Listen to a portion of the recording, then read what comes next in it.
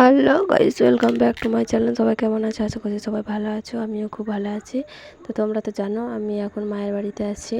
তো আমি মনসা পুজোর জন্য এসেছিলাম। তো বা আমাদের এদিকে প্রত্যেকটা ঘরে ঘরেই রান্না পুজো হয়। তো রান্না পুজোতে মনসা ঠাকুরেরই পুজো। তো দেখো আমাদের আজকে মনসা পুজো হলে তবেই রান্না হবে। তো আজকে প্রায় 3 দিন হয়ে গেল আমাদের ঘরে রান্না হয়নি।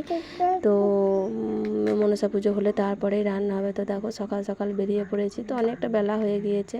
তো দেখো সবাই চলে এলাম। তো এখন সব পুজোর জোগাড়জাটি করে নিয়েছি, নিয়ে দেখো বসে আছি, কেন এখনও ব্রাহ্মণ ঠাকুর আসে নাই। তো দেখো তার জন্য বসে আছি, সব বসে বসে সব গল্প করছি।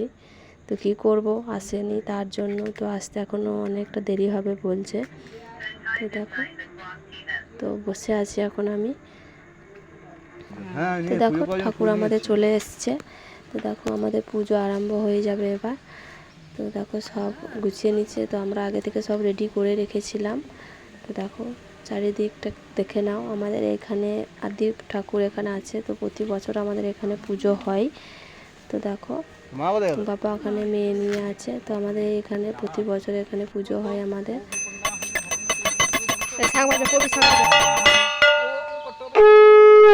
देवता पूजा पूर्वक श्री विष्णु का सहितम मान मनसा देवी आदना पूजा करवानी सस्ती नाम भवन्तु ध्रुवन्तु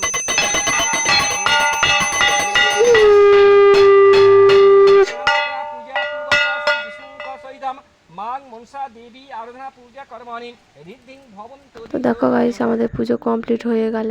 তো আমরা সব চান টান করে নিয়েছি। তো এই পুকুরে আমাদের চান করলে বলে মনস্কামনা পূর্ণ হয়, শরীরে রোগ দূর হয়।